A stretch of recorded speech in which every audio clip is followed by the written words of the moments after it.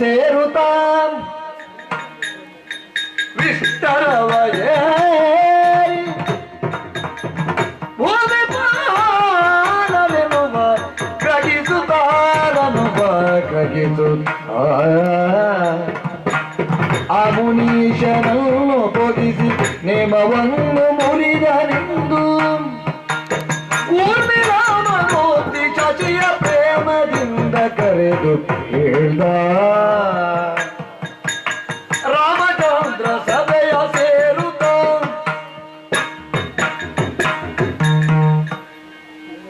ಆಗಂತುಕರಾದಂತಹ ತಾಪಸರನ್ನು ಕಂಡು ನಾವು ಒಳಮನೆಯನ್ನು ಏಕಾಂತ ಗೃಹವನ್ನು ಪ್ರವೇಶಿಸಿದ್ದನ್ನು ಗಮನಿಸಿ ಅಮಾತ್ಯರೇ ಸಭಾ ವಿಸರ್ಜನೆ ಮಾಡಿರಬೇಕು. ಆದರೆ ಹೊರಬಂದವನೇ ಅಮಾತ್ಯ ಪ್ರಮುಖರನ್ನು ಕರೆದು ಸಭೆ ಮತ್ತೆ ಸಮಾವೇಶಿತವಾಗಬೇಕು ಅಂದಾಗ ಹುಬ್ಬು ಮೇಲೇರಿಸಿದ. ಆಡಿದ್ದಕ್ಕೆ ಪ್ರತಿವಚನ ಆಡುವುದಿಲ್ಲ, ಆದರೂ ಅಸಮಯದಲ್ಲಿ ಸಭೆ ಸೇರಬೇಕು ಅಂದಾಗ ಆಶ್ಚರ್ಯ ಆದದ್ದು ಸಹಜವೇ. ಕಾರ್ಯಸೂಚಿ ಏನು ಅಂತ ನಾ ಪ್ರಕಟಿಸಲಿಲ್ಲ. ಕ್ಷಿಪ್ರವಾಗಿಯೇ ಸಭೆ ಸಮಾವೇಶಿತವಾಗಿದೆ ಅಂತ ಸ್ಪಷ್ಟ ಆದಾಗ ಸಭಾ ಪ್ರವೇಶ ಮಾಡಿದೆ. ಸೋಪಾನ ಪಂಕ್ತಿಗಳನ್ನು ಉತ್ತರಿಸ್ತಾ ಬಂದು ಸಿಂಹಾಸನದಲ್ಲಿ ಕುಳ್ಳಿದ್ದ ಈ ಕಾಲದಲ್ಲಿ ಮುಂದೆ ಏನು ಅಂತ ಎಲ್ಲರೂ ಪ್ರತೀಕ್ಷೆಯಲ್ಲಿದ್ದಾರೆ. ಬರಬೇಕಾದವರು ಬಂದ ಮೇಲೆ ಸಭಾನಾಯಕನಾದ ನಾ ಸಭೆ ಪ್ರವೇಶ ಮಾಡುವುದು ರೂಢಿ. ನಾ ಬಂದು ಕುಳಿತರು ಬರಬೇಕಾದವರಿಗಾಗಿ ಕಾಯುವಂತಾದದ್ದು ಇದು ಪ್ರಥಮ. ನಾ ಯಾರಿಗೆ ಕಾಯ್ತೇನೆ ಅಂತ ಸಭೆಗೆ ಗೊತ್ತಿಲ್ಲ, ನನಗೆ ಗೊತ್ತು. ನಾ ಇದು ತನಕ ಪಾಲಿಸ್ತಾ ಬಂದದ್ದನ್ನು ಕೀಳಬೇಕು. ಕೀಳುವ ಕೈಗೂ ನೋವಾಗಬಾರದು. ಕೀಳಲ್ಪಟ್ಟ ಆ ಜೀವಕ್ಕೂ ನೋವಾಗಬಾರದು. ಕೀಳುವಿಕೆ ಸಾಂಗೋಪಾಂಗವಾಗಬೇಕು.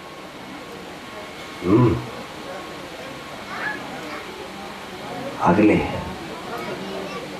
ವಿಯೋಗದಲ್ಲಿರುವಾಗಲೂ ಊರ್ಮಿಳಾದೇವಿಗೆ ಸಂತೃಪ್ತಿಯನ್ನು ಕರುಣಿಸಿದ ಪತಿಯವನು. ನೋಡುವ, ಬೇರ್ಪಡುವವರಿಗೊಂದು ಸಮಾಧಾನ ಕಲ್ಪಿಸದೇ ಇರಲಿಕ್ಕಿಲ್ಲ. ಬಂದ ಅಣ್ಣ, ನಾ ಬಂದೆ, ಮುಗೀತು. ಅವರನ್ನು ಬೇಕಾದಂತೆ ಸತ್ಕರಿಸಿ ಕಳಿಸಿಕೊಟ್ಟೆ. ಹರಸಿ ಹೋದ್ರ? ಹರಸಿತು. ಲಕ್ಷ್ಮಣ, ಅಣ್ಣ ಮುಂದೆ ಬಾ. ಏನಣ್ಣ?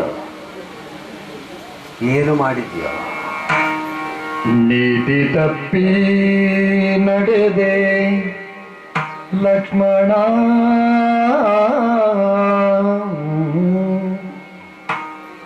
ನೀ ಮರೆತೆ ಧರ್ಮ ರೀತಿಯನ್ನಿದತಿ ವಿಲಕ್ಷಣ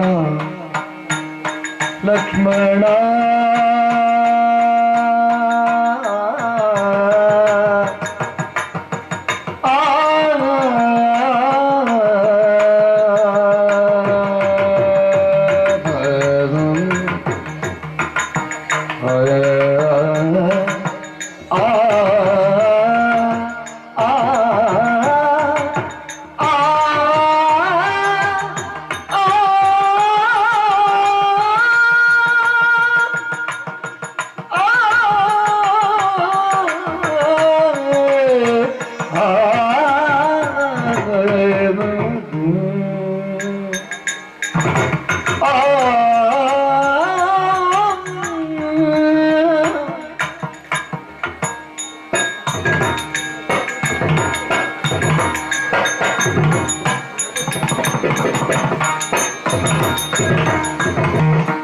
ನೀತಿ ತಪ್ಪಿ ನಡೆದೆ ಲಕ್ಷ್ಮಣ, ನೀ ಮರೆತೆ ಧರ್ಮ ರೀತಿಯನ್ನಿದತಿ ವಿಲಕ್ಷಣ. ಖ್ಯಾತ ಧರ್ಮ ಪುರುಷನೊಡನೆ ಮಾತನಾಡುತ್ತಿರುವ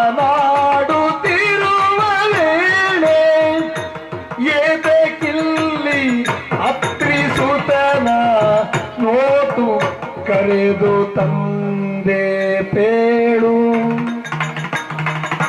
ಖ್ಯಾತ ಧರ್ಮ ಪುರುಷನೊಡನೆ ಮಾತನಾಡುತ್ತಿರುವ ವೇಳೆ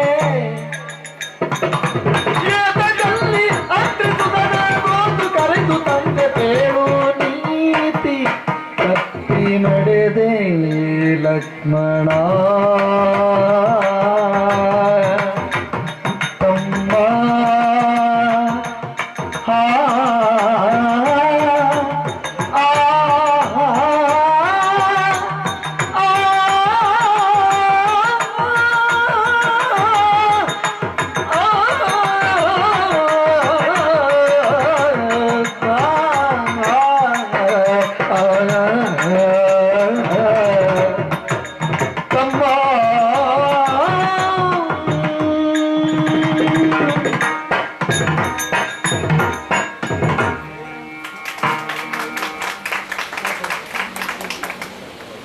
ಲಕ್ಷ್ಮಣ, ಅಣ್ಣ, ತಪ್ಪಿದೆ ಅಲ್ವಾ? ಹಾ,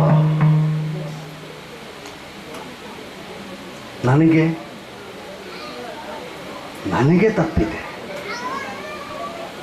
ಹಾ, ನಾನಾಡಿದ ಮಾತಿಗೆ ಅದು ನೀನು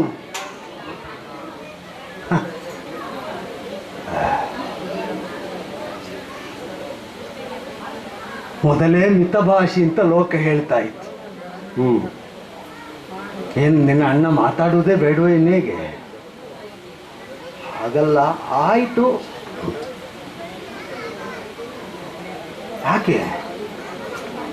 ಕೇಳುವವರಿದ್ದರೆ, ಕೇಳಿ ಅನುಸರಿಸುವವರಿದ್ದರೆ ಆಡಿದ ಮಾತಿಗೊಂದು ಮೌಲ್ಯ, ಸಾರ್ಥಕ್ಯ. ಸರಿ, ಇದು ನಾವು ಆಡಿದ್ದನ್ನು ಯಾರು ಕೇಳದಿದ್ರು ಇವ ಕೇಳಿಯೇ ಕೇಳ್ತಾನೆ ಅಂತ ಪರಿಪೂರ್ಣ ವಿಶ್ವಾಸ ಯಾರ ಮೇಲೋ, ಅವರೇ ಕೇಳಲಿಲ್ಲ ಅಂತ ಆದ್ಮೇಲೆ ಇನ್ನು ಯಾರಿಗಾಗಿ ಮಾತಾಡುವುದು?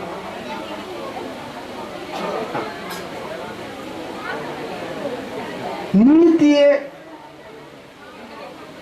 ರಾಮನನ್ನು ಅನುಸರಿಸುವುದಕ್ಕೆ ಯಾವುದು ನೀತಿ? ಹೇಗೆ ಅನುಸರಿಸಿದರೆ ಅದು ನೀತಿ? ಇದನ್ನು ಲೋಕಕ್ಕೆ ನೀ ಪಾಠ ಮಾಡಿದ್ದಲ್ಲ, ನಿನ್ನ ನಡತೆಯಿಂದ ಬೋಧಿಸಿದವ. ಸಾಕೇತದ ಪ್ರಜೆಗಳು ರಾಮಾನುಸರಣೆ ಮಾಡುವುದು ಹೇಗೆ ಅಂತ ಗ್ರಂಥಾಧ್ಯಯನದಿಂದ ಅರಿತದ್ದಲ್ಲ, ಲಕ್ಷ್ಮಣನೆಂಬ ಗ್ರಂಥವನ್ನು ನೋಡಿ ತಿಳಿದದ್ದು. ಇವತ್ತು ಅವ ಉಲ್ಲಂಘಿಸಿದ ಮೇಲೆ ಸಾಕೇತಕ್ಕೆ ನಾನು ಬೇಡ ಅಂತ ನನಗೆ ಅನ್ನಿಸ್ತಾ ಉಂಟು ನನ್ನ ಒಳಗಿನಿಂದ. ಆಡಿದ ಶಾಸನ ಅನುಷ್ಠಾನಕ್ಕೆ ಬರುವುದಿಲ್ಲ ಅಂತ ಆದರೆ ನನ್ನನ್ನೇ ನಾನು ನಂಬದ ಸ್ಥಿತಿ ಬಂದು ಹೋಗಿದೆ. ಧರ್ಮ ರೀತಿ ಯಾವುದು ಅಂತ ನೀ ತಿಳಿಯದವನೋ? ಇದು ತನಕ ಯಾವ ಯಾವ ಸನ್ನಿವೇಶದಲ್ಲಿ ಏನು ಮಾಡ್ತೇನೆ ಅಂತ ಹೇಳಿದ್ರು ನಾ ತಡೆ ಅಂತ ಕೈ ತೋರಿಸಿದರೆ ಸಾಕು, ಇದ್ದ ಆವೇಶ ಇಳಿಸಿಕೊಂಡು ಸ್ತಬ್ಧನಾಗ್ತಾ ಇದ್ದವನು.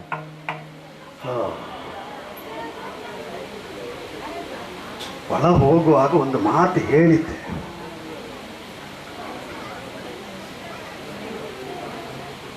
ಒಳ ಹೋಗುವ ನನ್ನೊಳಗೆ ನೀನಿದ್ದಿ, ಹೊರಗಿರುವ ನಿನ್ನೊಳಗೂ ನಾನಿದ್ದೇನೆ ಎಂಬ ವಿಶ್ವಾಸದಲ್ಲಿ ಒಳಸರಿಯುತ್ತೇನೆ ಅಂತ.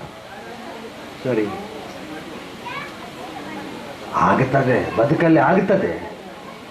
ಈ ಅನುಸರಿಸುವವರಿಗೆ, ತಮ್ಮಂದಿರಿಗೆ, ಅಧೀನರಾಗಿದ್ದ ಸೇವಕರಿಗೆ ಎಷ್ಟು ಕಾಲ ಇದು ಒಮ್ಮೆ ಮುಂದೆ ಹೋಗುವ ಅಂತ. ಇವರನ್ನೇ ಅನುಸರಿಸ್ತಾ ಇವರು ಹೇಳಿದ್ದನ್ನು ಕೇಳ್ತಾ ಎಷ್ಟು ಸಮಯ ಇರುವುದಪ್ಪ ಇಲ್ಲಿ, ಒಮ್ಮೆ ಹೋಗಿಬಿಡುವ ಮುಂದೆ ಅಂತ ಆಗುವುದು. ನನ್ನ ತಮ್ಮನಿಗೂ ಹಾಗಾಗುತ್ತದೆ ಅಂತ ನನಗೆ ನಿರೀಕ್ಷೆ ಇರಲಿಲ್ಲ. ಬೇರೆ ಯಾವ ವಿಷಯಕ್ಕಾದರೂ ಬೇಸರ ಇರಲಿಲ್ವೋ, ಶಿಕ್ಷೆ ಇದೆ ಎನ್ನುತ್ತಲೇ ಭಾವಿಸು ಅಂತ ಆಡಿದ್ದೆ. ಮರಣವನ್ನೇ ಶಿಕ್ಷೆಯಾಗಿ ಸಂಕಲ್ಪಿಸಿ ಆಡಿದ್ದೆ. ನಿನ್ನನ್ನೇ ಕರೆದು ಆಡಿದ್ದು ಯಾಕೆ ಗೊತ್ತುಂಟಾ? ಉಳಿದ ಯಾರಾದರೂ ತಪ್ಪಿದರೂ ತಪ್ಪಿಯಾರು, ಸತ್ತು ಹೋದರೂ ಹೋದಾರು. ನನ್ನ ತಮ್ಮ ಲಕ್ಷ್ಮಣ ನಾನು ಹೇಳಿದ ಮಾತನ್ನು ಬದುಕಿಸುವುದಕ್ಕಾಗಿ ಬಿಟ್ಟು ಕೊಡಲಾರ, ಉಳಿಸಿಯಾನು, ಆ ವಿಶ್ವಾಸವನ್ನು ಬೆಳೆಸಿಯಾನು. ಈ ವಿಶ್ವಾಸದಲ್ಲಿ ಆಡಿದ್ದೆ, ಶಿಕ್ಷೆ ಇದೆ ಎನ್ನುತ್ತಲೇ ಭಾವಿಸುವಂತ. ಆಜ್ಞಾಪಾಲಕನಾಗಿ ಹೊರ ನಿಂತವನಿಗೆ ಅನುಸರಿಸಿದ್ದು ಸಾಕು ಅಂತ ಕಂಡದ್ದರಿಂದ ಈಗ ಅತಿಕ್ರಮಿಸುವುದಕ್ಕೆ ಸಿಕ್ಕಿದ್ದು ಸಾವಿನಲ್ಲಿ ಅಲ್ವಾ? ಹುಟ್ಟುವಾಗ ಹಿಂಬಾಲಿಸಿ ಬಂದೆ, ಅನುಸರಿಸಿ ನಡೆದು ನಡೆದು ಜೀವನ ಇಡೀ ಸಾಗಿದೆ. ಈಗ ಸಾವಿನಲ್ಲಾದರೂ ಅಣ್ಣನಿಂದ ಮುಂದೆ ಹೋಗಬೇಕು ಅಂತ ಕಂಡುಬಿಟ್ಟಿತ್ತಲ್ವ? ಅದಲ್ಲದಿದ್ದರೆ ಅತ್ರಿಜರಾದ ದುರ್ವಾಸರನ್ನು ಒಳಗೆ ಯಾಕೆ ಕರ್ಕೊಂಡು ಬಂದಿ? ನನ್ನ ಮಾತನ್ನು ಕೇಳ್ತೀಯ ಅಣ್ಣ? ಹೇಳು. ಅಣ್ಣನ ಮಾತನ್ನು ನೀನು ಲಾಲಿಸ್ಬೇಕು. ನೃಪನೀತಿಯಲ್ಲಿ ಗಣ್ಯ ನೀನು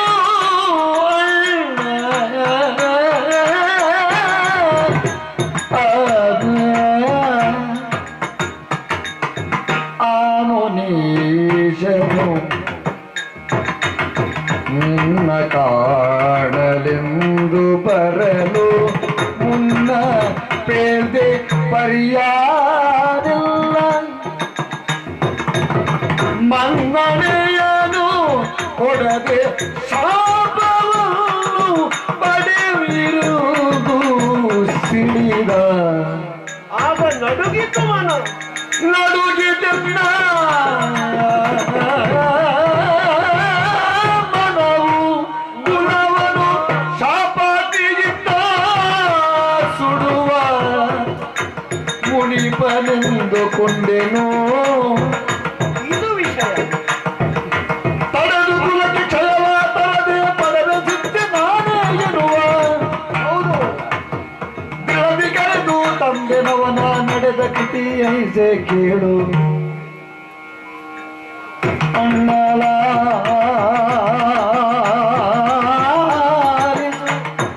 ಎಲ್ಲ ಮಾತನು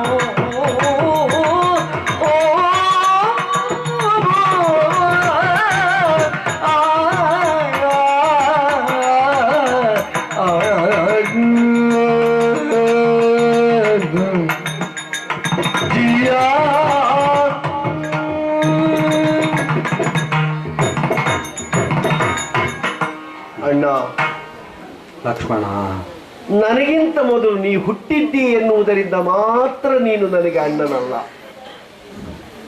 ಅಣ್ಣ ಎನ್ನುವಂತಹ ಶಬ್ದಕ್ಕೆ ಇರಬೇಕಾದ ಪರಿಪೂರ್ಣವಾದಂತಹ ಪಕ್ವತೆ ನಿನ್ನಲ್ಲಿ ಇದ್ದದ್ದರಿಂದ ನೀನು ಇನ್ನೂ ಅಣ್ಣನಾಗಿಯೇ ಅಯೋಧ್ಯೆಯಲ್ಲಿ ಉಳಿದಿದ್ದಿ. ತಮ್ಮಂದಿರಿಗೆ ಏನು ಅಣ್ಣ ಕೊಡಬೇಕು, ಹೆಂಡತಿಯಲ್ಲಿ ಹೇಗೆ ಗಂಡನಾದವ ನಡ್ಕೊಳ್ಬೇಕು, ತಾಯಿಗೆ ಮಗನಾಗಿ ಹೇಗೆ ಆದರ್ಶವನ್ನು ಮೆರೆಸಬೇಕು, ತಂದೆಗೆ ಸುತನಾಗಿ ಹೇಗೆ ಲೋಕದಲ್ಲಿ ತಾನು ಆದರ್ಶನಾಗಬೇಕು, ಎಲ್ಲ ನಿನ್ನಲ್ಲಿ ಉಂಟು.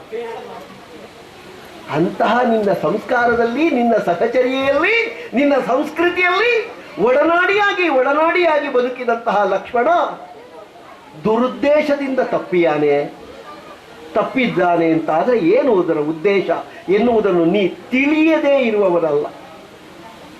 ಆದರೂ ನೀನು ನನ್ನಲ್ಲಿ ಕೇಳ್ತಿ, ಯಾಕೆ ಕೇಳಬೇಕು ನೀನು? ಇಷ್ಟು ಮಂದಿಗಳು ನಮ್ಮನ್ನು ನೋಡ್ತಿದ್ದಾರೆ.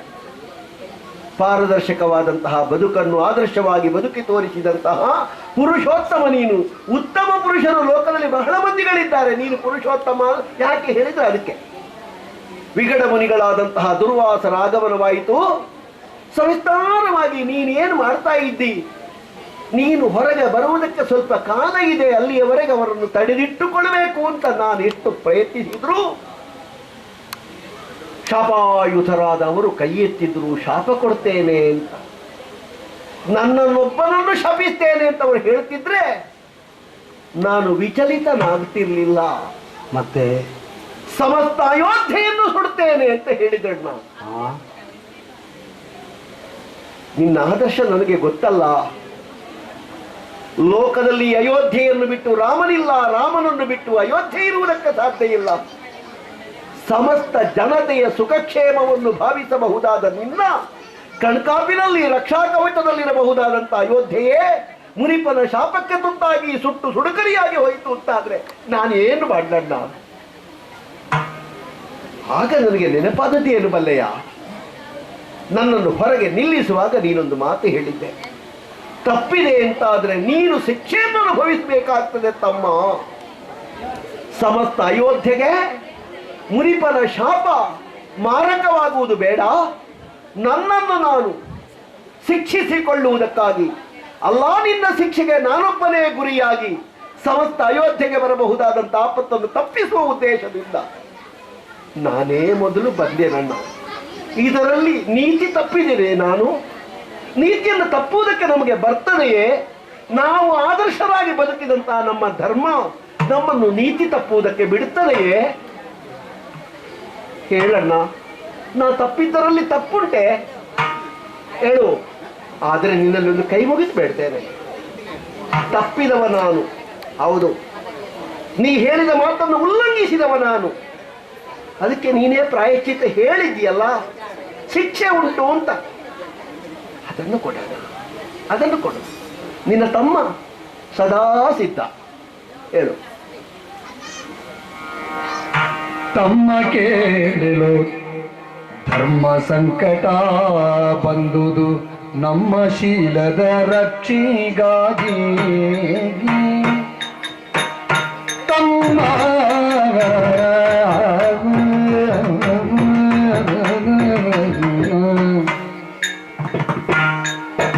ಸಮ್ಮತಿಯಿಂದ ವನವಾಸ ಗೈದವು. ಸಮ್ಮತಿಯಿಂದ ವನವಾಸ ಗೈದವು. ನಮ್ಮಯ್ಯ ಅಸುವಿತ್ರ ಮರುಗಿಯೇ ತಮ್ಮ ತಂದೆಯನ್ನುತೆಯನ್ನ ಸೇವಿಸಲನು ಗೈದ ಅಂದೇ ನಿಂದಯ ಮಾತೆ ಸಗಜ. ಇಂದಾದ ಬಗೆಯನ್ನು ಪರಿಹಾರ ಕಾಣೆನು ಮುಂದೆ ನಮ್ಮ ಇನ್ನ ಕಟಕಟ ಧರ್ಮ ಸಂಕಟ.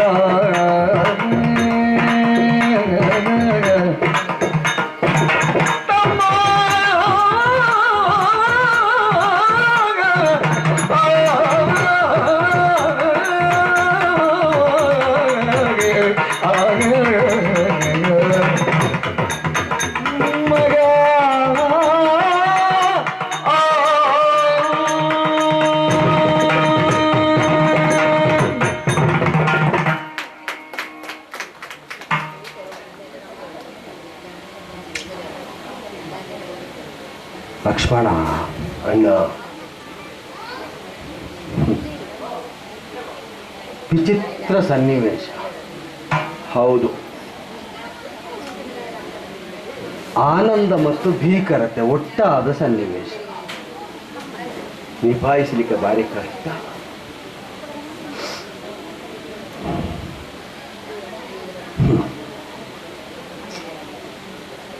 ಆ ಕಣ್ಣೀರು ಒರೆಸಿ ಸಾಕೇತದ ಸಭೆಯನ್ನು ನೋಡು. ಸಾವಿರಾರು ಆಪಾದಿತರು ವಿಚಾರಣೆಗೊಳಗಾಗಿ ದಂಡ್ಯರಾದ ಸಭೆ ಇದು. ಸರಿ. ರಾಜದಂಡ ಹಿಡಿದು ಅವರೆಲ್ಲರನ್ನು ದಂಡಿಸಿದವನು ನಾನು. ಹಾ, ಈ ಸಭೆಯಲ್ಲಿದ್ದವರಿಗೆ ಎಷ್ಟು ಆಪ್ತರೇ ಆಗಲಿ ದಂಡ್ಯರಾದವರು,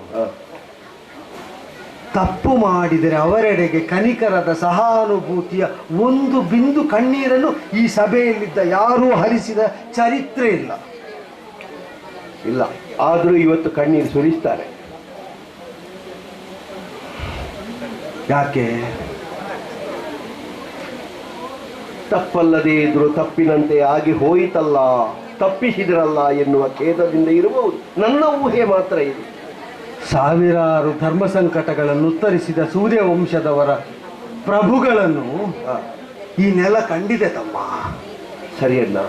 ಆದರೆ ಬಹುಶಃ ಯಾವ ಪ್ರಭುವಿನ ಕಾಲದಲ್ಲಾದರೂ ಆಚರಿಸಬೇಕಾದ ಧರ್ಮಕ್ಕೆ ಸಂಕಟ ಬಂದದ್ದನ್ನು ಬಹುಶಃ ಕಾಣಲಿಲ್ಲ. ಇಲ್ಲ. ಈಗ ಬಂದದ್ದು ರಾಜ್ಯ ರಕ್ಷಣೆ ಮಾಡಿದವರನ್ನು ಪುರಸ್ಕರಿಸಬೇಕಾದದ್ದು ಇದೇ ಪೀಠ. ಶಾಸನ ಉಲ್ಲಂಘಿಸಿದವರನ್ನು ದಂಡಿಸಬೇಕಾದದ್ದು ಅದೇ ಪೀಠ. ಸರಿಯಲ್ಲ. ರಾಜ್ಯವನ್ನು ರಕ್ಷಣೆ ಮಾಡಿದ್ದಿ ದುರ್ವಾಸರ ಶಾಪದಿಂದ. ಏನು ಪುರಸ್ಕಾರ ಕೊಡಬೇಕೋ ಗೊತ್ತಿಲ್ಲ. ರಾಜನಾದ ನನ್ನ ಶಾಸನವನ್ನು ಉಲ್ಲಂಘನೆಯೂ ಮಾಡಿದ್ದೆ. ಹ. ಶಿಕ್ಷೆ ಯಾವುದು ಅಂತ ಸ್ಪಷ್ಟ ಉಂಟು. ಹ್ಮ್. ಇಲ್ಲ. ಕುಳಿತ ಪೀಠ ಅದೃತಾ ಇದ್ದ ಅನುಭವ, ದಂಡ ಹಿಡಿದ ಕೈಗಳಿಗೆ ನಡುಗುವಿಕೆ, ಮನಸ್ಸಿಗೊಂದು ಅಧೀರತೆ,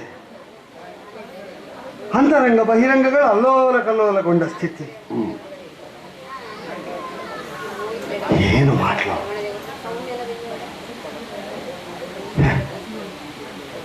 ನೀ ರಕ್ಷಿಸಿಬಿಟ್ಟೆ, ನಮ್ಮ ಶೀಲವನ್ನು ನೀ ರಕ್ಷಿಸಿಬಿಟ್ಟೆ. ಹ್ಮ್. ಸತ್ಯ ಸಂಕಲ್ಪರಾಗಿಯೇ ಬದುಕಿದಂತಹ ಅಪ್ಪ ಹ್ಮ್. ವೃದ್ಧಾಪ್ಯದಲ್ಲಿ ತಾಯಿಗೆ ಕೊಟ್ಟ ಮಾತನ್ನು ಈಡೇರಿಸುವುದಕ್ಕಾಗದೆ ಅನೃತವಾದಿಗಳಾಗಕೂಡದು ಎಂಬುದಕ್ಕಾಗಿ ಸಿಂಹಾಸನ ಏರುವುದು ಅಂತ ನಿರ್ಣಯ ಆಗಿದ್ದ ಮುಹೂರ್ತದಲ್ಲಿ ಕಾಡಿಗೆ ಹೊರಟು ನಿಂತಿದ್ದೆ. ಅದು ನಮ್ಮ ಶೀಲವನ್ನು ರಕ್ಷಿಸುವುದಕ್ಕಾಗಿ, ಅಪ್ಪನ ಶೀಲವನ್ನು ರಕ್ಷಿಸುವುದಕ್ಕೆ. ಸತ್ಯಶೀಲರಾದ ದಶರಥ ಭೂಪತಿಗಳು ಸತ್ಯವಾದಿಗಳಾಗಿ ಉಳಿಯುವಂತೆ ಮಾಡುವುದಕ್ಕಾಗಿ ಅನುಸರಿಸ್ತೇನೆ ಅಂತ ನೀ ಹೊರಟೆ. ಅಮ್ಮನಲ್ಲಿ ಕೇಳು, ಅಮ್ಮ ಒಪ್ಪಿದರೆ ಬಾ ಅಂದೆ. ರಾಮನನ್ನೇ ದಶರಥ ಅಂತ ತಿಳಿಯು ಮಗು, ಹೋಗು ಅಂದು. ಮಾಡಿಬಿಟ್ಟೆ ಅಲ್ಲ. ಬದುಕಿನಲ್ಲಿ ಇದು ತನಕ ಸತ್ಯ ಆಡಿದಂತಹ ಅಣ್ಣನ ಮಾತನ್ನು ಸತ್ಯವಾಗಿಸುವುದಕ್ಕೆ, ಅಣ್ಣನ ಸಂಕಲ್ಪವನ್ನು ಸತ್ಯವಾಗಿಸುವುದಕ್ಕೆ ವನವಾಸದಲ್ಲಿ ಮಗುವಾಗಿ ಅಂಗೀಕರಿಸಿದವನು ಈಗ ಮಾತು ತಪ್ಪಿದ್ದಕ್ಕೆ ದಂಡನೆಯನ್ನಾದರೂ ಕೊಡಣ್ಣ ಅಂತ ಹೇಳ್ತಾ ಮುಂದೆ ನಿಂತಿದ್ದಿ. ಹೌದು.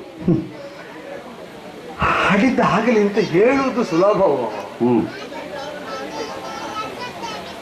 ನಿನ್ನನ್ನು ನಾನು ದಂಡಿಸಿದರೆ ಈ ಪೀಠದಲ್ಲಿ ಕುಳಿತು ಈ ಪೀಠಕ್ಕೆ ನಿಷ್ಠೆ ತೋರಬೇಕು ಅಂತ ಪ್ರಜಾವರ್ಗಕ್ಕೆ ಹೇಳುವ ನೈತಿಕತೆಯನ್ನು ಆ ಪ್ರಭುತ್ವ ಎಲ್ಲಿ ಉಳಿಸಿಕೊಳ್ತದೆ? ನಿಷ್ಠೆ ತೋರಿದವರಿಗೆ ಸಾವೇ ಸಮ್ಮಾನ ಅಂತ ಆದರೆ ಇಲ್ಲ. ಇನ್ನೊಂದು ಆಯಾಮದಿಂದ ನೋಡ್ತೇನೆ, ಬಂದ ದುರ್ವಾಸರೇ ಮೊದಲಿಗೆ ಬಂದು ನೀ ಹಿಂದೆ ನಿಂತಿದ್ರೆ ಪೀಠದಲ್ಲಿದ್ದ ನಾನಿಳಿಯಬೇಕಿತ್ತು, ಅವರನ್ನು ದಂಡಿಸುವುದಲ್ಲ. ಋಷಿಗಳನ್ನು ದಂಡಿಸುವುದಕ್ಕೆ ಸೂರ್ಯವಂಶದ ಪೀಠ ಬೇಡ, ನಮ್ಮ ಶೀಲವನ್ನು ಅಲ್ಲಿಯೂ ರಕ್ಷಿಸಿದೆ ನೀನು. ಅದಕ್ಕೆ ನಾ ಮೊದಲು ಬಂದದ್ದು. ಅದನ್ನೇ ಹೇಳಿದೆ, ನೀನೇ ಮೊದಲು ಬಂದು ಹಿಂದಿನಿಂದ ದುರ್ವಾಸರಿದ್ದಾರೆ ಅಂತ ತೋರಿಕೊಟ್ಟದ್ದು ಋಷಿಗಳನ್ನು ದಂಡಿಸಿದ ಸಂಸ್ಕಾರ ಇಲ್ಲದ ಈ ಪೀಠದ ಶೀಲವನ್ನು ಓ ಪುಣ್ಯಾತ್ಮ, ಬಹಿಷ್ಕರವಾದ ಪ್ರಾಣ ಅಂತ ಆಡಿದರೆ ಅಂತರಂಗದ ಸಾಕ್ಷಿ ಪ್ರಜ್ಞೆ ಅನುಮೋದಿಸುವ ಕೃತ್ಯವನ್ನು ಮಾಡಿ ಬೊಗಸೆಯೊಡ್ಡಿ ಶಿಕ್ಷೆ ಕೊಡೋಣ ಅಂತ ಹೇಳಿದರೆ ನಾ ಏನು ಮಾಡಿದರೆ ಸರಿ, ಯಾವುದು ಮಾಡಿದರೆ ತಪ್ಪು ಅಂತ ತಿಳಿಯದ ಸಂದಿಗ್ಧವನ್ನು ತಂದಿಟ್ಟಿಯಲ್ವೋ. ಹೊರಗೆ ಒಂದು ಜೀವ ಉಂಟು ಅಂತಾದ್ರೆ ಒಳಗಿನ ಜೀವಕ್ಕೆ ನೋವಾಗುವುದಕ್ಕೆ ಹೊರಗಿನ ಜೀವ ಬಿಟ್ಟರೆ ಹೊರಗಿನ ಜೀವಕ್ಕೆ ಅಸ್ತಿತ್ವ ಏನು? ಏನು ಮಾಡಬೇಕು? ಒಂದು ಕೇಳ, ನಾನೇ ಪೀಠದಿಂದ ಎದ್ದು ಇಳಿದು ಬಿಡ್ಲ? ಯಾಕೆ? ನನ್ನನ್ನು ದಂಡಿಸುವುದಕ್ಕಾಗುವುದಿಲ್ಲ. ಅದಕ್ಕೆ ನಿನಗೆ ಹೇಗೆ? ಏನಣ್ಣ ಹೇಗೆ? ನಿನ್ನ ಆಯ್ತು ನನಗೆ ಬಹಳ ನಿನ್ನಯ ಮಾತು. ಏನಣ್ಣ? ಅಣ್ಣ ನಿನ್ನಯ ಮಾತು ರಾಜನಾಗಿ ನೀನು ಜಗಕ್ಕೆ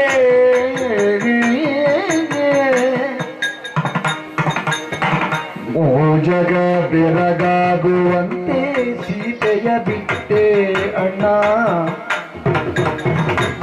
ಜಗ ಬೆರಗಾಗುವಂತೆ ಸೀತೆಯ ಬಿಟ್ಟೆ ಮೋಜನಿಲ್ಲಕ್ಕೆ ಸಚ್ಚರಿತೆ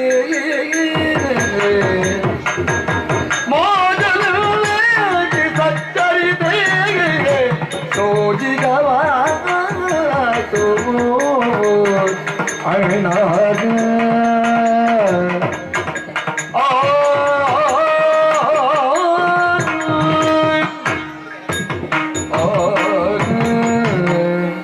ಅಣ್ಣ, ಧರ್ಮವನ್ನು ಬದುಕಿನಲ್ಲಿ ನೀ ಬಿಟ್ಟವನಲ್ಲ, ಧರ್ಮವೂ ನಿನ್ನನ್ನು ಧರ್ಮವನ್ನು ತಪ್ಪುವುದಕ್ಕೆ ಬಿಡುವುದೂ ಇಲ್ಲ, ನಮಗೆ ಗೊತ್ತಿದ್ದ ಸತ್ಯ ಅದು. ನಿನಗೆ ಎಷ್ಟೇ ವ್ಯಾಮೋಹ ಇದ್ರೂ ಬಿಡಬೇಕಾದ ಸನ್ನಿವೇಶ ಬಂತು ಅಂತಾದ್ರೆ ನೃಪಧರ್ಮಕ್ಕಾಗಿ ನೀನು ಯಾವುದನ್ನು ಬೇಕಾದರೂ ತ್ಯಜಿಸಿ ನಿಂತವ. ಹೆಚ್ಚು ನಾವು ಹುಡುಕಬೇಕು ಅಂತ ಇಲ್ಲ. ನಿನ್ನ ದೇಹಾರ್ಧ ಶರೀರಿಣಿಯಾದ ನಿನ್ನ ಪ್ರೇಮ ಸ್ವಾತಿಯ ಹನಿಯನ್ನು ಗರ್ಭದಲ್ಲಿ ಇಳಿಸಿಕೊಂಡಿರುವ ಭಾಗ್ಯದಾತೆಯಾದ ನಮ್ಮ ಮಾತೆಯಾದ ದೇವಿ ಸೀತೆಯನ್ನು ಧರ್ಮ ರಕ್ಷಣೆಗಾಗಿ ಪ್ರಜಾವತ್ಸಲನಾದ ನೀನು ರಾಜಾರಾಮನಾಗಿ ಉಳಿಯಬೇಕು ಎನ್ನುವಂತಹ ಜನಪದದ ಧ್ವನಿಗೆ ಜನಪತಿಯಾಗಿ ನೀ ಪ್ರತಿಕ್ರಿಯಿಸಿದ ವಿಧಿ ನಮಗೊತ್ತನ್ನ, ಅದು ನಮಗೊತ್ತು. ಆದದ್ದರಿಂದ ಹೆಚ್ಚು ವಿಳಂಬಿಸುವುದಿಲ್ಲ. ನಾನು ಕೈ ಮುಗಿದು ಕೇಳ್ತೇನೆ, ನನ್ನನ್ನಿಲ್ಲಿ ನೀನು ಶಿಕ್ಷಿಸದೇ ಇದ್ರೆ ನಾನೂ ದೋಷಿಯಾಗ್ತೇನೆ. ನಮ್ಮ ಬಾಂಧವ್ಯದ ಎಡೆಯಲ್ಲಿ ಶಾಸನವನ್ನು ಹೊರಡಿಸಿದಂತಹ ಒಬ್ಬ ಶಾಸಕನಾದವನಿಗೆ ಚ್ಯುತಿಯಾಗ ಕೂಡದು. ನೃಪನಾದವ ಆಡಿದ ಮಾತು ಪ್ರಜೆಯಿಂದ ಭಂಗವಾಯಿತು ಅಂತಾದ್ರೆ ಮರಣ ಸಮಾನವಾದಂಥ ಅಪಮಾನವನ್ನು ಹೊಂದುತ್ತಾನೆ. ನನ್ನ ಅಣ್ಣ ನಾನು ಜೀವಂತ ಇರುತ್ತಾ ಒಂದು ಅಪಮಾನವನ್ನು ಹೊಂದುವುದಕ್ಕೆ ನನ್ನ ಮನಸ್ಸು ಯಾವ ಕಾಲಕ್ಕೂ ಸಿದ್ಧವಾಗದಣ್ಣ. ಶಿಕ್ಷಿಸು, ನಿನ್ನಿಂದ ನಿನ್ನ ಅಂತರಂಗದಲ್ಲಿ ನಾನಿದ್ರೆ ಸಾಕು. ಬಾಹ್ಯ ಪ್ರಪಂಚದಲ್ಲಿ ಲಕ್ಷ್ಮಣ ಶಿಕ್ಷಿಸಲ್ಪಟ್ಟರು ನಿನ್ನ ಮಾನಸ ಭೂಮಿಯಲ್ಲಿ ನಾನು ಜೀವಂತ ಇರ್ತೇನೆ ಅಂತ ನನಗೆ ವಿಶ್ವಾಸ ಇದೆ. ಆದ್ದರಿಂದ ನೀ ದುಃಖ ಪಡಬಾರದು. ನೀ ದುಃಖಿಸಿದ್ರೆ, ನಿನ್ನ ಕಣ್ಣ ಕೊನೆಯಿಂದ ಒಂದು ಬಿಂದು ನೀರು ಜಿನುಗಿದ್ರೆ ನೋವಾಗ್ತದೆ, ನಮಗೆ ಸಹಿಸಿಕೊಳ್ಳುವುದಕ್ಕಾಗುವುದಿಲ್ಲ. ತೀರ್ಮಾನಿಸೋಣ, ತೀರ್ಮಾನಿಸಿ. ಲಕ್ಷ್ಮಣ, ರಾಮನಿಗಿಂತ ದೊಡ್ಡದಾಗಿ ಬಿಟ್ಟ ಮಗು ಇಲ್ಲ, ಮಾಡಿ. ಲಕ್ಷ್ಮಣ ಕೇಳು ದೇಗಾಂತ ಶಿಕ್ಷೆಯ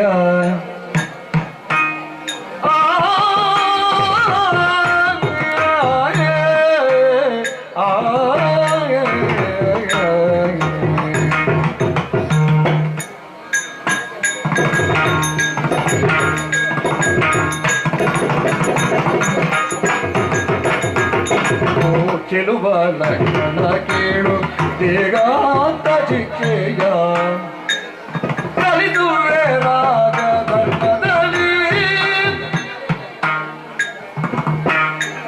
ಗಳಿಸಬಾರದು ದೋಷ ತೆರಳು ನೀನಿಲ್ಲಿಂದ, ಗಳಿಸಬಾರದು ದೋಷ ತೆರಳು ನೀನಿಲ್ಲಿಂದ, ಬಳಿಗೆನ್ನ ನೋಡಬೇಡೆಂದ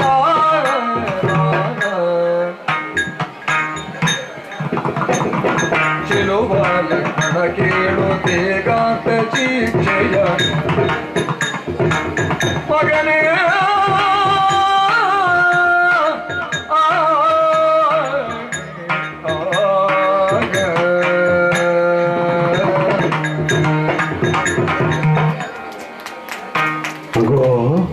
ಅಣ್ಣಯ್ಯ, ರಾಮನಿಗಿಂತಲೂ ದೊಡ್ಡವನಾಗಿ ಬಿಟ್ಟೆ ಅಂತ ಯಾಕೆ ಹೇಳಿದೆ ಗೊತ್ತೋ?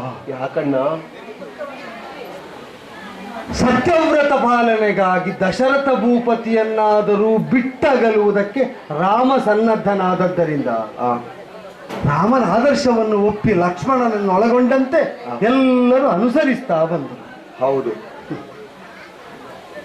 ಯಾರು ಅನುಸರಣೆಗೆ ಯೋಗ್ಯ ಅಂತ ಅನುಸರಿಸಿದರೋ ಆ ರಾಮನನ್ನೇ ಸತ್ಯಕ್ಕಾಗಿ ಬಿಡುವುದಕ್ಕೆ ಸನ್ನದ್ಧನಾದ ಲಕ್ಷ್ಮಣ ರಾಮನಿಗಿಂತ ದೊಡ್ಡವನಲ್ಲದೆ ಸಣ್ಣವ ಹೇಗಾಗ್ತಾನೆ ಹೇಳು? ನಿನ್ನೊಟ್ಟಿಗೆ ಬದುಕಿದವರೆಲ್ಲರೂ ನಿನ್ನಿಂದ ದೊಡ್ಡವರಾಗಬೇಕು ಅಂತ ನಿನ್ನ ಸಂಕಲ್ಪ ಅದು. ಚೆಲುವಿಕೆ ಮನಸ್ಸಿನದ್ದು ಮಗು. ತಂದೆಯಾದ ದಶರಥ ಭೂಪತಿಯನ್ನು ರಾಮನಲ್ಲಿ ಕಾಣುವಂತ ಅಮ್ಮ ಆಡಿದ್ದು. ಆ ಮಾತನ್ನು ಹೇಗೆ ಪಾಲಿಸಿದೆಯಂದ್ರೆ, ದಶರಥ ಭೂಪತಿಯನ್ನು ರಾಮ ಬಿಟ್ರೆ ಯಾವ ರಾಮನೊಳಗೆ ದಶರಥ ಭೂಪತಿಯನ್ನು ನಾನು ಕಾಣ್ತಾ ಇದ್ದನೋ ಅವನನ್ನು ನಾನು ಬಿಟ್ಟು ನಾನು ರಾಮನನ್ನು ಅನುಸರಿಸ್ತೇನೆ ಅಂತ. ಬಲ ಬಲ ಗಳಿಸಬಾರದಲ್ಲೋ ದೋಷ? ಪೀಠದಲ್ಲಿ ಕುಳಿತವರು ಮಾತು ತಪ್ಪಿ ದೋಷ ಗಳಿಸಬಾರದಲ್ಲೋ? ಇಲ್ಲ, ಬೇಡ, ಅದು ನಮಗೂ ಸಹಿಸಲಿಕ್ಕೆ ಆಗುವುದಿಲ್ಲ. ಬೇಡುವ ಯಾಕೆ ದೋಷ ಗಳಿಸುವುದು ಬೇಡ, ಕೊಡುವ, ಶಿಕ್ಷೆ ವಿಧಿಸುವ. ಆದರೆ ಶಿಕ್ಷೆ ವಿಧಿಸುವಾಗ ಒಂದು ಸಮಾಧಾನ ಉಂಟು. ಹೇಗೆ? ಇದು ರಾಮ ವಿಧಿಸುವ ಕೊನೆಯ ಶಿಕ್ಷೆ ಬಹುಶಃ ಈ ಪೀಠದಲ್ಲಿ ಕುಳಿತು. ಯಾಕೆ ಗೊತ್ತಾ? ರಾಮರಾಜ್ಯ ಸಿದ್ಧ ಆದದ್ದು ರಾಮ ಪೀಠದಲ್ಲಿ ಕುಳಿತ ಮೇಲೆ ಅಲ್ಲ. ರಾಮ ಕುಳಿತುಕೊಳ್ಳುವುದಕ್ಕಿದ್ದ ಪೀಠವನ್ನು ಭರತ ಕುಮಾರ ಸಿದ್ಧಪಡಿಸಿದ ಮೇಲೆ ಆ ಪೀಠವೇ ರಾಮರಾಜ್ಯವನ್ನು ಸಿದ್ಧಪಡಿಸಿದ್ದು. ಮತ್ತೆ ಬಂದು ರಾಜನಾಗಿ ರಾಮ ಕುಳಿತದ್ದು. ರಾಮ ಮೆಟ್ಟಿಕೊಟ್ಟ ಪಾದುಕೆಯಾದರೂ ಸಿಂಹಾಸನವನ್ನು ಆಳುವುದಕ್ಕೆ ತೊಡಗಿದಾಗಲೇ ರಾಮರಾಜ್ಯ ರೂಪೀಕರಣಗೊಂಡಿದೆ. ಈಗ ರಾಮರಾಜ್ಯದಲ್ಲಿ ಕೊನೆಯ ಶಾಸನ ಯಾಕೆ ಗೊತ್ತೋ? ರಾಮರಾಜ್ಯದ ಪ್ರಜೆಯಾಗಿ ನೀ ರೂಪಿಸಿದೆ. ರಾಮರಾಜ್ಯದ ಪ್ರಜೆಗಳಿಗೆ ತಪ್ಪು ಮಾಡಿದರೆ ದಂಡಿಸುವುದಕ್ಕೊಬ್ಬ ಶಾಸಕ ಬೇಡ, ತಾವೇ ತಮ್ಮನ್ನು ದಂಡನೆಗೆ ಒಡ್ಡಿಕೊಳ್ತಾರೆ ಅಂತ. ತಾವು ಮಾಡಿದ ತಪ್ಪಿಗೆ ತಮಗೆ ತಾವೇ ದಂಡನೆಗೆ ಒಡ್ಡಿಕೊಳ್ಳುವ ಸಂಸ್ಕಾರ ಯಾವ ರಾಜ್ಯದಲ್ಲಿ ಉಂಟೋ ಆ ರಾಜ್ಯ ಆಳುವುದಕ್ಕೊಬ್ಬ ಪ್ರಭು ಬೇಡ. ಸಾಕು. ಆದ್ದರಿಂದಲೇ ಲಕ್ಷ್ಮಣನಿಗೆ ಕೊಡುವ ಶಿಕ್ಷೆ ಕೊನೆಯ ಶಿಕ್ಷೆ ಆಗಿಬಿಡ್ಲಿ, ರಾಮರಾಜ್ಯದ ಕೊನೆಯ ಶಿಕ್ಷೆ ಆಗಿಬಿಡ್ಲಿ. ವಧೆಯೇ ದಂಡನೆ ಅಂತ ನಿರ್ಣಯಿಸಿದೆ. ವಸಿಷ್ಠಾದಿಗಳಲ್ಲಿ ಮಾತಾಡಿದರೆ ಹೇಳ್ತಾರೆ, ಸಾಧುಗಳಾದವರಿಗೆ ಪರಿತ್ಯಾಗವು ವಧೆಯು ಎರಡೂ ಒಂದೇ ಅಂತ. ಲಕ್ಷ್ಮಣ, ಅಣ್ಣಯ್ಯ, ಹೋಗು, ಸಭೆಯನ್ನು ಬಿಟ್ಟು ಹೋಗು. ಹೊರಡಲೆಯೇ? ಹೊರಟದ ಮಟ್ಟದಿಂದ ತಲೆ ಮಾಡಕೂಡದು. ಹೋಗು. ತಡಿಯೋ, ತಡಿ. ಎಲ್ಲಿ ಹೊರಟೆ? ನೀನ್ ಯಾಕೆ ಇಳಿಯುವುದು ಯಾಕೆ? ಇಳಿದು ವಿಸ್ತರವ ಸೌಮಿತ್ರಿಯ ಬಳಿಗೈದಿ ತಲೆಯ ನೇವರಿಸಿ ಮೋಗದೊಳು ತಲೆಯ ನೇವರಿಸಿ ನೇಗದೊಳು ಪಳಸಿತಾಹುಗಳಿಂದ ಲಂಘಿಸಿ ರಘುಕುಲ ತಿಲಕನು ದುಗುಡ ಬದಲಿಗೆ ಇಳಿದು ಓ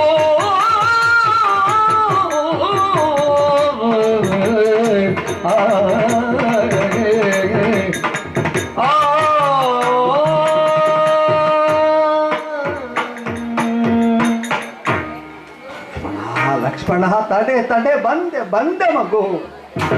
ಯಾಕಣ್ಣ ನೀನು ಇಳೀತಾ ಇದ್ದಿ? ಪೀಠದಲ್ಲಿ ನಿಷ್ಠುರನಾಗಬೇಕು, ಕರ್ಕಶನಾಗಬೇಕು. ಆದರೆ ಪೀಠದಲ್ಲಿ ಕುಳಿತವನಿಗೊಂದು ಮನಸ್ಸುಂಟಲ್ಲ.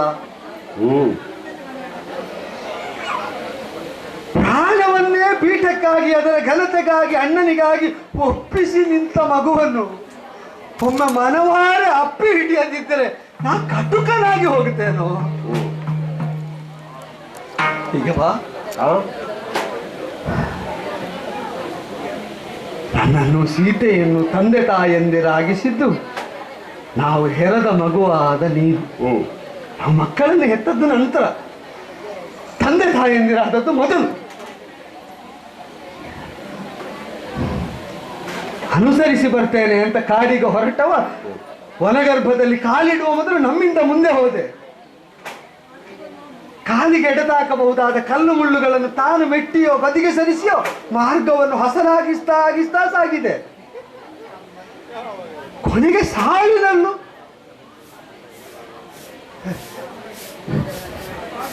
ಉಳಿಸಿಕೊಳ್ಳಬೇಕಿತ್ತು. ಜನ್ಮ ಜನ್ಮಾಂತರಕ್ಕೂ ನಿನ್ನ ಸಾಂಗತ್ಯದ ಶೇಷವನ್ನು ಉಳಿಸಿಕೊಳ್ಳಬೇಕಾಗಿತ್ತು. ಏನು ಮಾಡುವುದು ಮಗು? ಬಿಟ್ಟು ಹೋದ ಮೇಲೆ ಎಲ್ಲಿರ್ತೀಯೋ, ಹೇಗಿರ್ತೀಯೋ, ಎಷ್ಟು ಸಮಯ ಇರ್ತೀಯೋ ಗೊತ್ತಿಲ್ಲ. ನನಗೆ ಯಾರಿದ್ದಾರೋ? ಊರಿಗೆ ಸೀತೆಯನ್ನು ಬಿಟ್ಟ ನಿಷ್ಠುರನಾದ ರಾಮನ ಪರಿಚಯ ಉಂಟು. ಅಂತಃಪುರದಲ್ಲಿ ಮನದನ್ನೇ ಆದ ಸೀತೆಗಾಗಿ ಮರುಗುವ ನನ್ನ ಕಂಬನಿಯನ್ನು ಒರೆಸಿದ ಕೈಗಳು ಲಕ್ಷ್ಮಣ ಕರಗಳು. ಪಲ್ಲಂಗದಲ್ಲಿ ಹಾಸಿಗೆ ಬಿಡಿಸಿ ಸಿದ್ಧ ಮಾಡಿ ಕೊಡ್ತಾ ಇದ್ದ ಸೀತೆ ಹೋದ ಮೇಲೆ ಪ್ರತಿನಿತ್ಯ ಆ ಕಾಯಕವನ್ನು ವ್ರತದಂತೆ ಮಾಡ್ತಾ ಬಂದವನು ನೀನು.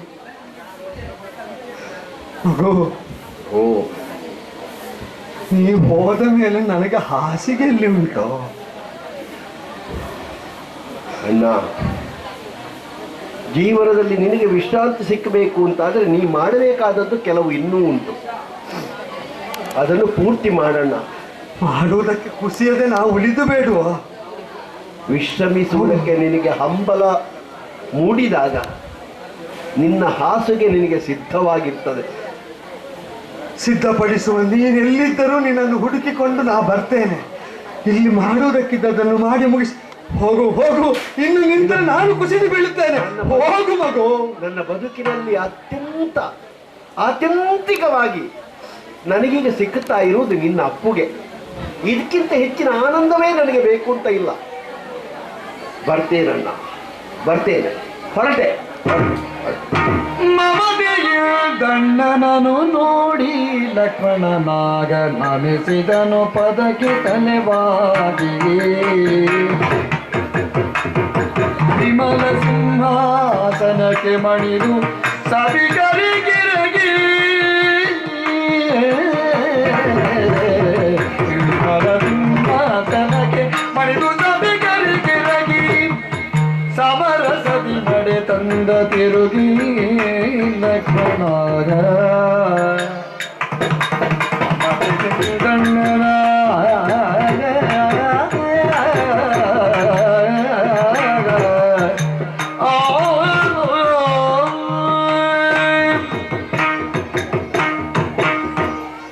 ಕೊನೆಯ ಪಕ್ಷ ಅಣ್ಣನ ಪಾದದಲ್ಲೇ ಕಂಬನಿಯನ್ನು ಸುರಿಸುತ್ತಾ ವಿನಮ್ರನಾಗಿ ವಿಧೇಯತೆಯಿಂದ ಕೈಮುಗಿದು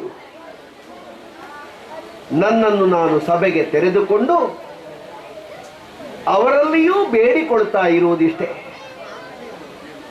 ಏನಾದರೂ ಬದುಕಿನಲ್ಲಿ ನಿಮಗೆ ತಪ್ಪಿದ ಅನುಭವ ಆಗಿದ್ರೆ ಕೊನೆಯ ಕಾಲವನ್ನು ಕಾಣುವುದಕ್ಕೆ ಹೊರಟು ನಿಂತಿರುವ ಲಕ್ಷ್ಮಣನನ್ನು ನೀವು ಹರಸಿ ಅಂತ ವಿನಮ್ರನಾಗಿ ಬೇಡಿ ನನ್ನ ಅಂತಃಪುರವನ್ನು ಸೇರಿ ನನ್ನಾಕೆಯಲ್ಲಿ ತಿಳಿಸಿ ಹೊರಡಬೇಕು ಅಂತ ಸಜ್ಜಾಗುವಾಗ ಒಂದು ಮಾತು ಹೇಳಿದಳಲ್ಲ ನನ್ನ ಊರ್ಮಿಳೆ. ಅಣ್ಣನ ಸೇವೆಯನ್ನು ಮಾಡುತ್ತಾ ಮಾಡುತ್ತಾ ನಮ್ಮಕ್ಕ ಸೀತಾದೇವಿ ಜೀವನದ ಪಾವನತೆಯನ್ನು ಕಂಡಳು. ಹೋಗುವ ನಿಮ್ಮನ್ನು ಅನುಸರಿಸುವುದಕ್ಕೆ ಇನ್ನಾದರೂ ನನಗೆ ಅವಕಾಶ ಇಲ್ಲವೇ? ಬದುಕಿನಲ್ಲಿ ನನ್ನ ಭಾರ್ಯೆಯಾಗಿ ಬಂದ ಅವಳಿಗೆ ನನ್ನ ಜೀವನವನ್ನು ಬಹಳ ತೆರೆದುಕೊಂಡದ್ದು ನಾನು ಕಡಿಮೆ. ಕೊನೆಯ ಕ್ಷಣದಲ್ಲಾದರೂ ಅವಳು ಹೇಳಿದ ಮಾತನ್ನು ಈಡೇರಿಸದೇ ಇದ್ರೆ ಮತ್ತೊಮ್ಮೆ ಈ ಸೌಖ್ಯ ಸುಖವನ್ನು ಅವಳು ಹೊಂದುವುದಕ್ಕೆ ಮತ್ತೆಲ್ಲಿ ಸಾಧ್ಯ ಎನ್ನುವ ದೃಷ್ಟಿಯಿಂದ ಅವಳನ್ನೂ ಜೊತೆ ಸೇರಿಸಿಕೊಂಡು ಸರಯೂ ನದಿಯ ದಂಡೆಗೆ ಬಂದಿದ್ದೇನೆ. ಆಯಿತಲ್ಲ ಕಾಲ. ಮಡದಿಯಾದ ಊರ್ಮಿಳೆಯನ್ನು ಸುತ್ತಿ ಮುತ್ತಿ ಪರೋಪಕಾರವೇ ತನ್ನ ಜೀವನದ ಪರಮ ಉದ್ದೇಶ ಅಂತ ಪರಿಭಾವಿಸಿ ಅಯೋಧ್ಯೆಯನ್ನು ಬೆಳಗಿಸಿ ಹರಿಯುತ್ತಿರುವಂತಹ ಸರಯೂ ನದಿಯಲ್ಲಿ ಇಳಿಯುತ್ತೇನೆ.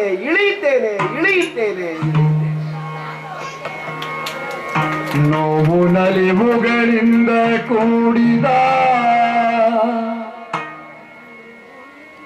ಜೀವನ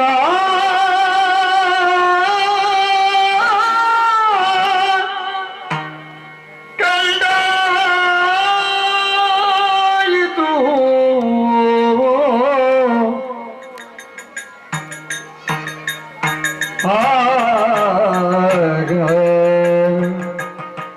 ನೋವು ನಲಿವುಗಳಿಂದ ಕೂಡಿದ ಜೀವನವ ಕಂಡಾಯ್ತು.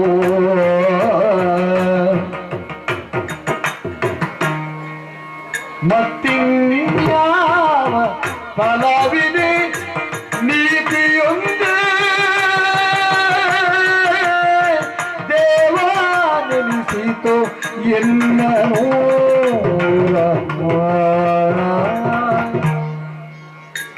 ಎನ್ನ ನೀತಿ ಒಂದೇ ದೇವನೆನಿಸಿತು ಎನ್ನೋ.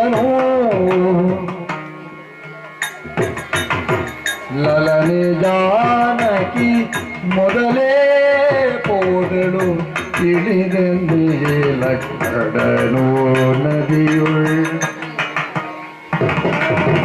ಲಲನೆ ಜಾನಕಿ ಮೊದಲೇ ಪೋದಳು ಇಳಿದನೇ ಲಕ್ಷ್ಮಣನು ನದಿಗಳು ಉಳಿದು ತಾನಿಲ್ಲೇ ನಾ ಮಾಡ್ತೇನು ಗೈಲಾನೈದು ಎನ್ನುತ್ತಲೇ ಯೋಚಿಸಿದ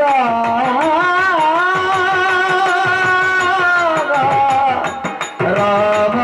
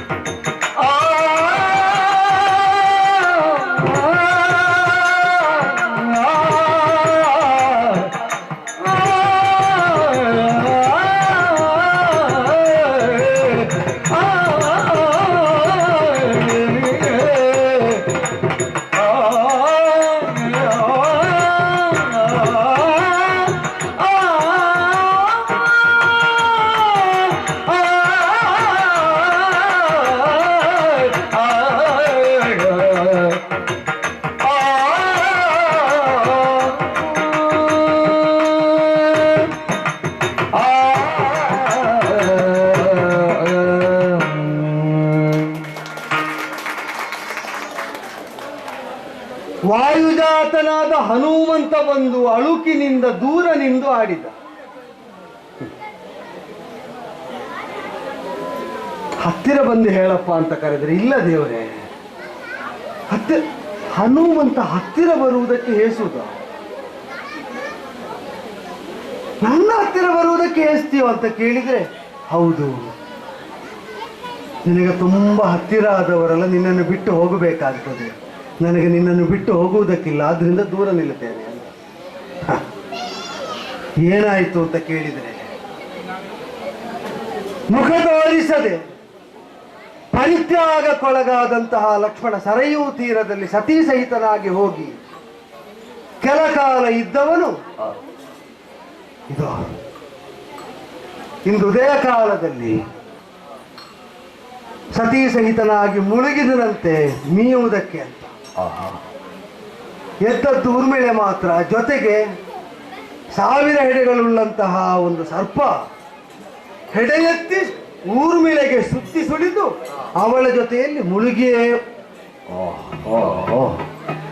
ಅವನಿಗೆ ಕಂಡ ದೃಶ್ಯ ವರ್ಣಿಸುವುದಕ್ಕಾಯಿತು, ಏನು ಅಂತ ವಿವರಿಸುವುದಕ್ಕೆ ಅವ ಹೊರಡಲಿಲ್ಲ, ಸಾಕು ಅಂದೆ. ಲಲನೆ ಜಾನಕಿ ಮೊದಲೇ ಹೋದಳು. ತನ್ನ ಕೀರ್ತಿಯನ್ನು ಕಾಯಕದ ಕಾಂತಿಯಿಂದ ಕೀರ್ತಿಯ ಶೇಷವನ್ನು ಉಳಿಸಿದ ಲಕ್ಷ್ಮಣ ತಾನೇ ಹೋದ. ಆಯ್ತಲ್ಲ, ನಲಿವನ್ನು ಕೊಟ್ಟವರಿಂದ ನೋವನ್ನು ಅನುಭವಿಸುವ ಆಯ್ತು, ನೋವು ಕೊಟ್ಟವರನ್ನು ನಿಗ್ರಹಿಸಿ ನಲಿವನ್ನು ಅನುಭವಿಸುವ ಆಯ್ತು. ಬದುಕಿಷ್ಟೇ ಅಲ್ವೋ, ಎಲ್ಲ ಕಂಡಾಯ್ತು. ನೋವು ನಲಿವನ್ನು ಸಮಪ್ರಮಾಣದಲ್ಲಿ ಸ್ವೀಕರಿಸುವುದು ಹೇಗೆ ಎಂಬುದನ್ನು ಬದುಕು ನಮಗೆ ಕಲಿಸಿ ನಾವು ಅದನ್ನು ಕಲಿತು ಆಯಿತು. ಇನ್ನೇನುಂಟು ಕಲಿಯುವುದಕ್ಕೆ? ಬದುಕಿ ಸಾಧಿಸುವುದಕ್ಕೆ ಲಕ್ಷ್ಯ ಒಂದಿಲ್ಲ ಅಂತ ಆದರೆ ಬದುಕುತ್ತಾ ಹೋಗುತ್ತೇನೆ ಅಂತ ಹೇಳುವುದಕ್ಕೆ ಇಲ್ಲ, ಬೇಡ, ನಾವು ಸಾಕು ಮಾಡುವ. ಬದುಕಿದ ಕ್ರಮದಲ್ಲಿ ಅನುಸರಿಸಿದ ನೀತಿಯೇ ಏನು ತಿಳಿಯದ ಪಾಮರನು ರಾಮದೇವರು ಅಂತ ಹೇಳುವಾಗ ಮಾಡಿತೋ ಇಲ್ವೋ? ಧರ್ಮನಿಬದ್ಧವಾಗಿ ಸತ್ಯನಿಷ್ಠೆಯಿಂದ ಬದುಕಿದರೆ ಸಾಮಾನ್ಯನು ದೇವನಾಗಬಲ್ಲ ಎಂಬುದು ಬದುಕಿನ ವಿಧಾನದಿಂದ ಸಾಮಾನ್ಯರಿಗೂ ಮನವರಿಕೆ ಆಗಿದೆ ಅಂತ ಆದರೆ ಸಾಕಲ್ಲ. ಮಾತ್ರ ಅಲ್ಲ, ಸುಖ ದುಃಖಗಳನ್ನು ಸಮಾನವಾಗಿ ಸ್ವೀಕರಿಸುವಂತಹ ಋಷಿಯೊಬ್ಬನ ಮನಸ್ಥಿತಿ ಸಾಕೇತದ ಪ್ರಜೆಗಳಲ್ಲಿ ಜಾಗೃತವಾಗಿದೆ ಅಂತ ಲಕ್ಷ್ಮಣಾವಸಾನದಿಂದ ಗೊತ್ತಾದ ಮೇಲೆ ಅದು ರಾಮರಾಜ್ಯ, ರಾಮ ಆಳಿದ ರಾಜ್ಯ ರಾಮರಾಜ್ಯ ಅಲ್ಲ. ಋಷಿಗಳಂತಹ ಪ್ರಜೆಗಳಿರುವ ರಾಜ್ಯಕ್ಕೆ ರಾಮರಾಜ್ಯ ಅಂತ ಹೆಸರು. ಆ ರಾಜ್ಯಕ್ಕೆ ಪ್ರಭುವಾದದ್ದು ಸಾಕು. ಆಪ್ತರಿಗೆಲ್ಲ ಹೇಳಿ ಕಳಿಸಿದರೆ ಕಿಷ್ಕಿಂಧೆಯಿಂದ ಸುಗ್ರೀವಾದಿಗಳು, ಲಂಕೆಯಿಂದ ವಿಭೀಷಣಾದಿಗಳು, ಮಕ್ಕಳು, ತಮ್ಮಂದಿರು, ಶತ್ರುಘ್ನ, ಭರತಾದಿಗಳೆಲ್ಲರೂ ಬಂದರು. ಭರತನಲ್ಲಿ ನೀ ರಾಜ್ಯ ಆಳು ಅಂದರೆ ಬೇಡ, ನಿನ್ನನ್ನು ಬಿಟ್ಟಗಲುವುದಿಲ್ಲ ಅಂದರು. 8 ಮಕ್ಕಳಿಗೂ ಕೂಡ ಹೊಂದಿದ ರಾಜ್ಯವನ್ನು, ವಿಸ್ತರಿಸಿದ ರಾಜ್ಯವನ್ನು ಹಂಚಿಕೊಟ್ಟಾಯಿತು. ಸಾಕೇತವನ್ನು ಎರಡಾಗಿಸಿ ಶ್ರಾವಸ್ತಿಯನ್ನು ರಾಜಧಾನಿಯಾಗಿಸಿದ್ದು ಲವನಿಗೆ, ಕುಶಾವತಿಯನ್ನು ರಾಜಧಾನಿಯಾಗಿಸಿದ್ದು ಕುಶನಿಗೆ. ತಕ್ಷಶಿಲೆ ಪುಷ್ಕಲಾವತವನ್ನು ತಕ್ಷಕ ಪುಷ್ಕಲರಿಗೆ, ಭರತಕುಮಾರರಿಗೆ. ಅಂಗದ ಚಂದ್ರಕೇತು ಲಕ್ಷ್ಮಣ ಪುತ್ರರು ಅಂಗದೀಯ ಚಂದ್ರಕಾಂತಗಳಾಗಿ ಕಾರುಪಥವನ್ನು ವಿಭಜಿಸಿ ಅವರಿಗೆ ಕೊಟ್ಟಾಯಿತು. ಶತ್ರುಘಾತಿ ಸುಬಾಹು ಶತ್ರುಘ್ನ ಪುತ್ರರು ಅವರಿಗೆ ವಿದಿಶವನ್ನು ಮಥುರೆಯನ್ನು ಹಂಚಿಕೊಟ್ಟ ಮೇಲೆ ಸುಗ್ರೀವ ನಾನು ನಿನ್ನ ಜೊತೆಗೆ ಬರ್ತೇನೆ ಅಂದ. ಚಿರಂಜೀವಿಯಾಗಿ ಬದುಕುಳಿಯಬೇಕಾದ ವಿಭೀಷಣನಿಗೆ ಕುಲದೇವರಾದ ರಂಗನಾಥನ ಮೂರ್ತಿಯನ್ನೇ ಇನ್ನು ನೀನು ಆರಾಧಿಸಪ್ಪ, ಧರ್ಮಚ್ಯುತನಲ್ಲದ ನಿನ್ನ ಕೈಯಿಂದ ಅವನಿಗೆ ಆರಾಧನೆಯಾಗಲಿ ಅಂತ ಕೊಡುಗೆಯಾಗಿ ಕೊಟ್ಟಾಯಿತು. ಚಿರಂಜೀವಿಯಾದ ಹನುಮಂತನಿಗೆ ಜೀವಭಾವದಿಂದ ದಾಸ, ಆತ್ಮಭಾವದಿಂದ ನೀನೇ ನಾನು ನಾನೇ ನೀನು ನಿನ್ನೊಳಗೆ ನಾನು ಅಂತಂದಾಗ ಇನ್ನು ಮುಂದೆ ಕಣ್ಮುಚ್ಚಿ ನಿನ್ನನ್ನು ಕಾಣ್ತಾ ಇರ್ತೇನೆ ಅಂದ. ವಸಿಷ್ಠ ನಿರ್ದೇಶನದಂತೆ ಅನುಸರಿಸುವವರು ಬನ್ನಿ, ಇಲ್ಲದವರು ಉಳಿದುಕೊಳ್ಳಿ ಅಂತ ಆಡಿ ಬೆಳಗ್ಗೆದ್ದು ನಿತ್ಯಾನಿಕವನ್ನು ಪೂರೈಸಿ ಸೂಕ್ಷ್ಮಾಂಬರವನ್ನು ತೊಟ್ಟು ಬಿಳಿದಾದ ವಸನವನ್ನುಟ್ಟು ದರ್ಭೆಯನ್ನು ಮಾತ್ರ ಕೈಯಲ್ಲಿ ಹಿಡ್ಕೊಂಡು ಹೊರಟಿದ್ದೇನೆ.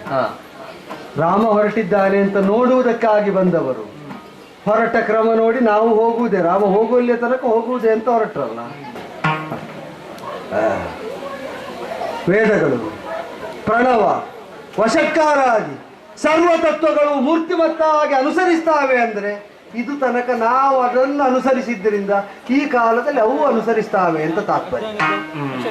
ಹಾಗೆ ಬದುಕಿಗೆ ಚಾರಿತಾರ್ಥ್ಯವನ್ನು ಕಲ್ಪಿಸುವ ಅದೆಲ್ಲವನ್ನು ಒಳಗೊಂಡು ಸರಯೂ ತೀರದಲ್ಲೇ ಒಂದಷ್ಟು ಮುಂದೆ ಬಂದ ಮೇಲೆ ಈ ತಿರುವಿನಲ್ಲಿ ನಿಲ್ಲಿಸಿಬಿಡುವ. ಇಲ್ಲಿಯ ತನಕ ದಶರಥಾತ್ಮಜನಾಗಿ, ಸೂರ್ಯವಂಶನಾಗಿ, ರಾಮನಾಗಿ, 3 ಸೋದರರಿಗೆ ಅಣ್ಣನಾಗಿ, 8 ಮಕ್ಕಳಿಗೆ ಹಿರಿಯನಾಗಿ, ಪ್ರಜೆಗಳಿಗೆ ರಾಜನಾಗಿ ಎಲ್ಲ ಮೆರೆದದ್ದಾಯಿತು.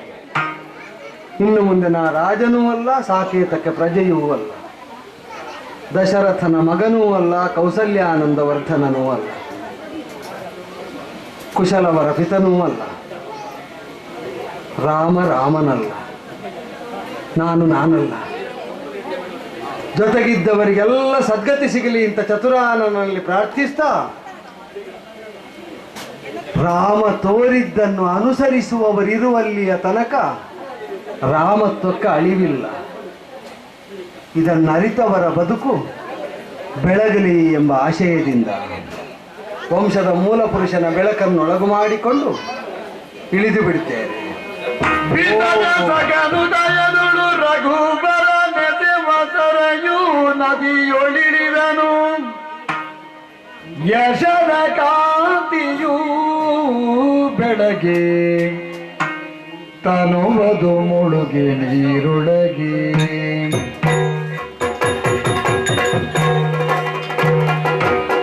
ಮಂಗಲ